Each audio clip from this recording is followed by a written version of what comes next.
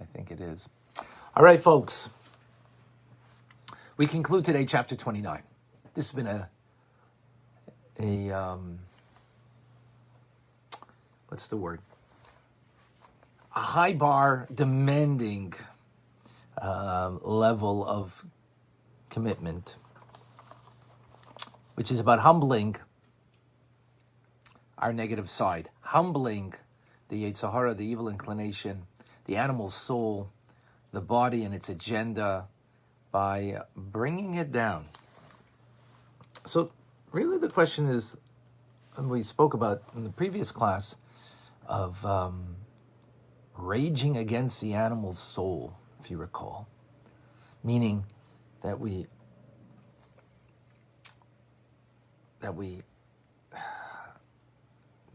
talk to ourselves not with a meditation of intellect, but just, how could you cover up on the light of God that's in my soul? No longer you should cover up. So how can we, where do we get the power to, the power to say those words and to do that? We can do that. But how do we understand that we actually humble that negative side? So we need to understand, what is that negative side in me?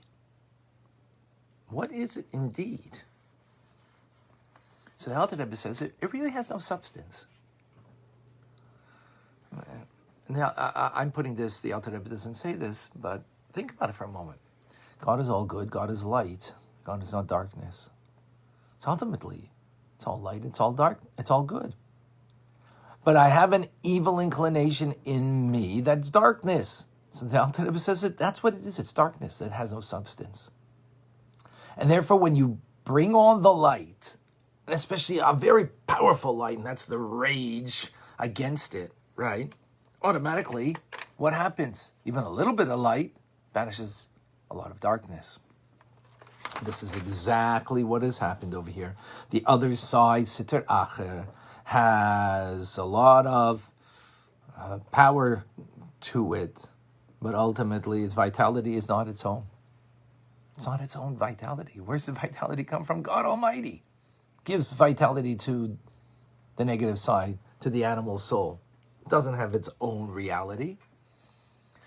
And it's only given that vitality in order to bear down on us, to make us feel that, oh, there's something real there. And in the end, it's nothing at all but darkness, lack of substance.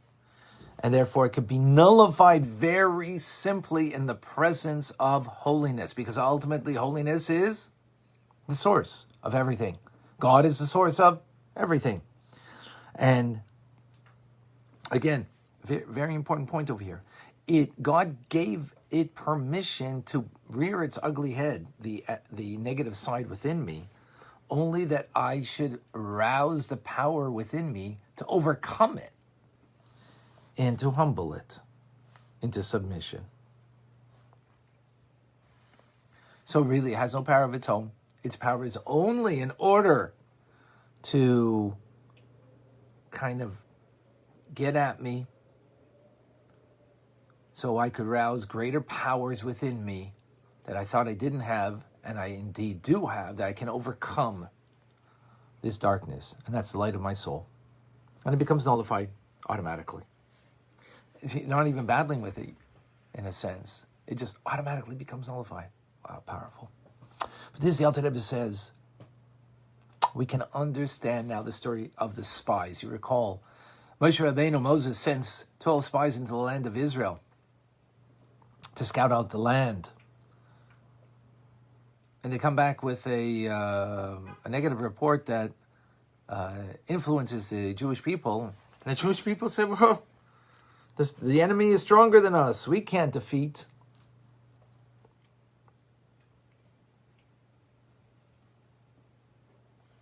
Right?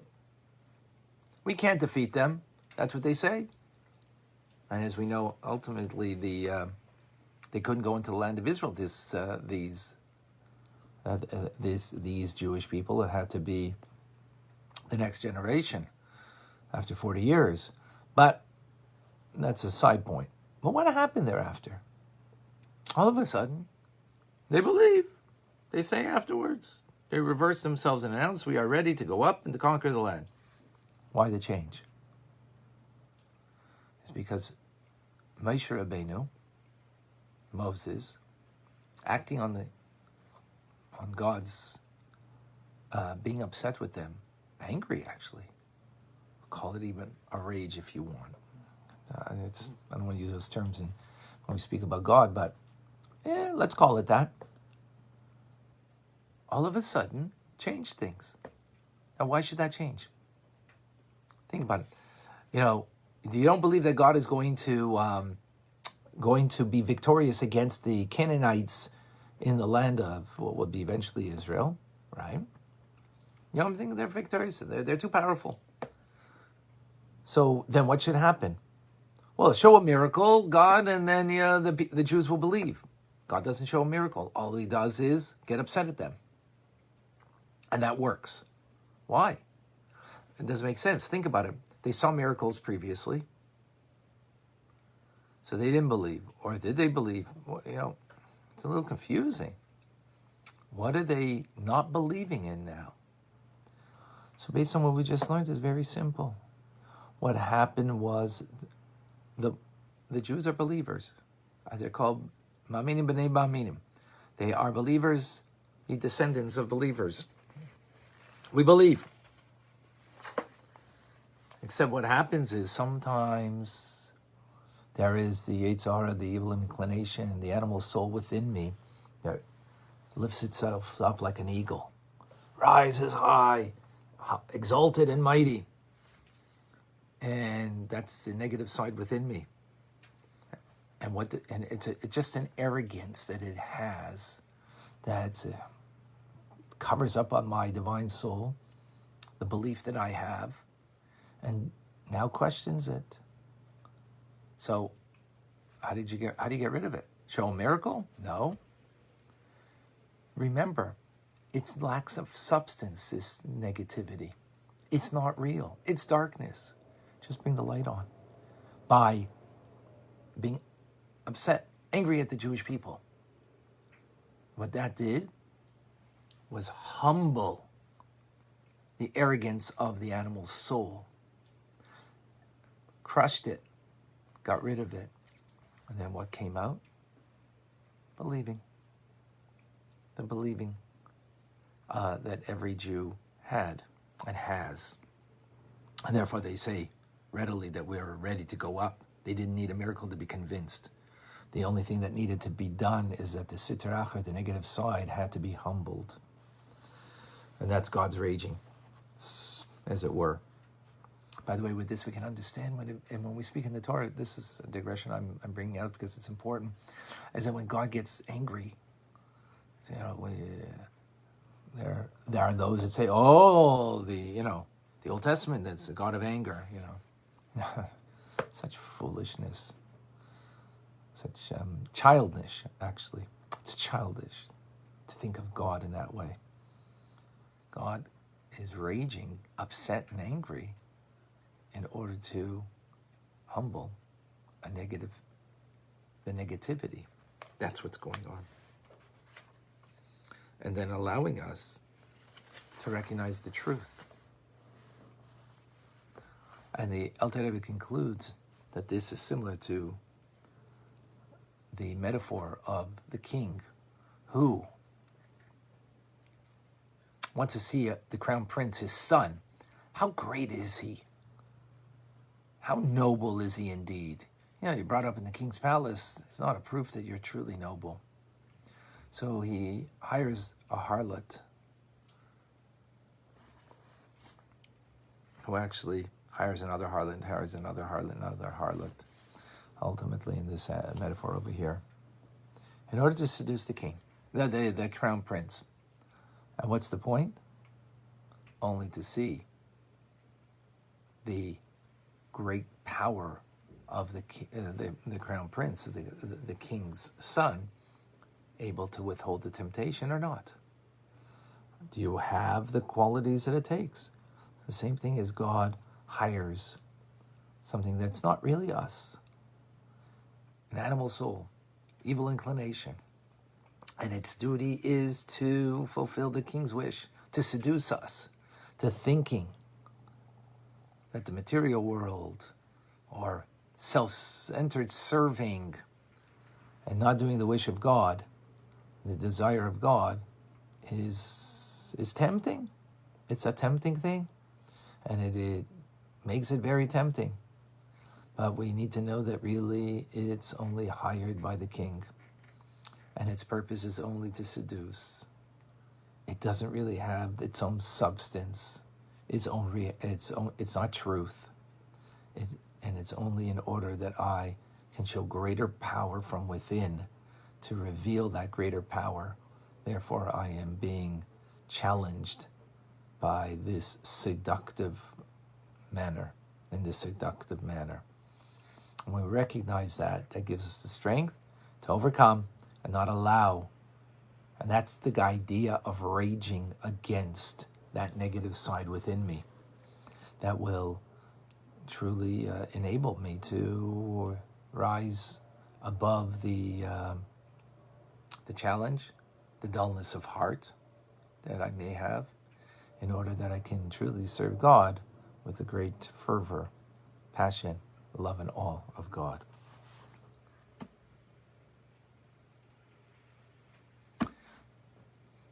Powerful, powerful, powerful.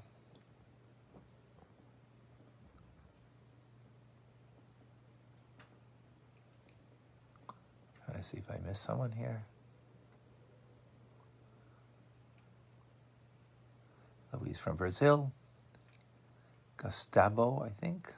Shalom from also Brazil. The Brazilians signing in. Others I didn't know.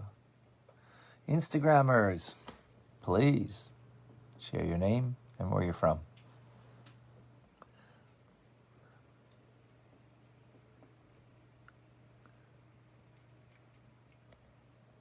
Okay, I don't know if I think some maybe I've already mentioned. Linda from Nebraska.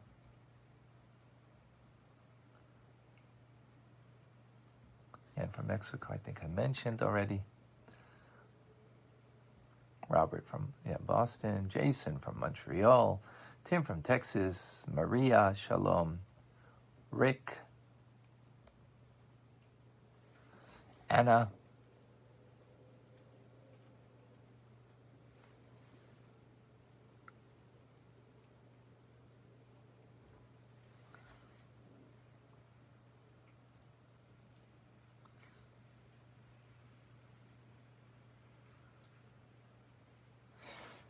Anna is asking a very good question. During the last couple of classes, a question has arisen in me. What should I do with the fear of recognizing, finding the godly spark in myself? Is it my ego who fears? Or am I simply scared of the uncertainty that arises when recognizing, finding limitless good? Wow, excellent question. There's always fear of the unknown. We're comfortable in our box, and therefore, it's what I know, and therefore, most people stay there. Of course, we can all choose that, and that's not living with anything divine within us. Doesn't mean we've done terrible things, but we're not living to the potential and to what God created us. So that's human condition. So you're not any different than anybody. We all are that way, at least kind of sort of wired that way. And here it's about trying to rise above that. Of course, it's somewhat scary because, again, it's unknown. You don't know what it will bring. So,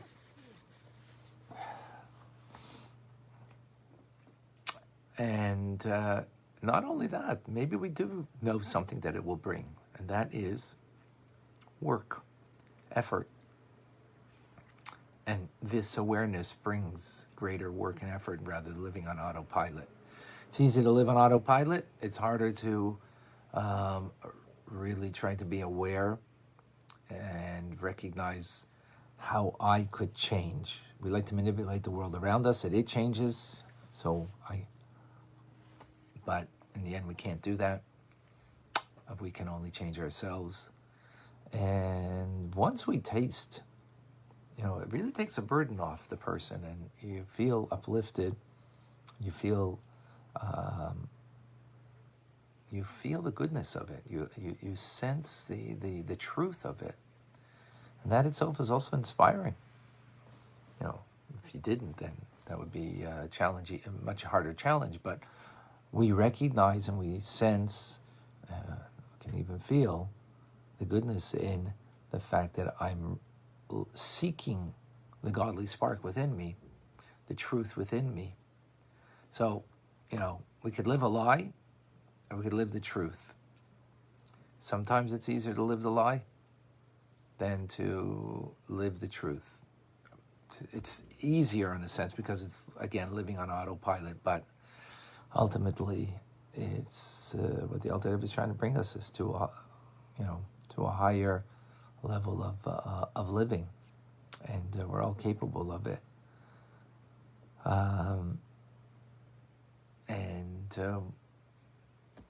We could do it. We have to want. If you don't want, you're not going to do it. Nothing's going to convince you. So you have to want, and then you'll find the ways and the means, and you'll see that it's not so challenging as you thought. Because ultimately, as we're saying, it's really no substance, that negative side. It's not real. So I could rise above that comfort zone. In the moment, it feels real because it's, if it didn't feel real, it felt false, then of course, we'd conquer all of that negativity within us. But we don't feel it to be negative in the moment. When we're drawn towards it, feel, oh wow, this is amazing. This is great. But when we recognize, we have the awareness of, we've learned that it's really the darkness and that is seducing me, the harlot that's seducing me. And of course there's a drive and a desire for that. But when we recognize what it is, that it's really just darkness and it's just rearing its ugly head, so to speak, and trying to seduce me. I don't want to be seduced by it. I don't want to live that lie. I want to be true to myself. So these are the conversations we need to have with ourselves. Rodriguez, shalom. Jenna, shalom. Yes, Isabel, that's correct. Katya, aloha. Sorry, some of it I can't. John, Erica from Norway, welcome. Linush from the Philippines. Jane from the Chicago area. Shmuli, good morning.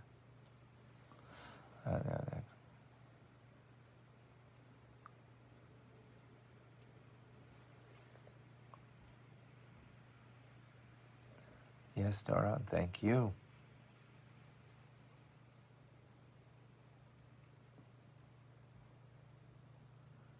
I'm not clear, Ernie, what you're asking. Andrea, Tsippy, Rana.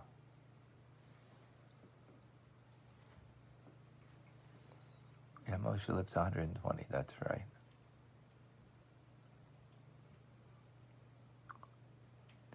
All right, folks. I'm not, sorry, it's very unclear. I don't know if I can answer things here because the lack of clarity on the small print. So I missed something, I'm sorry. Folks, a reminder that Tanya Rabbi on Instagram, on LinkedIn, Twitter, that you can get a 1-minute version of everything we learned here. And most importantly is that we don't just learn Tanya, but we try to live it. And, of course, share it with others. I'm Rabbi Ronnie Fine, coming to you with Chabad, Zich and Kadeshim in Montreal, Canada. It's a privilege and a pleasure to share with you the Tanya. Have a wonderful day and a good Chodesh Adar.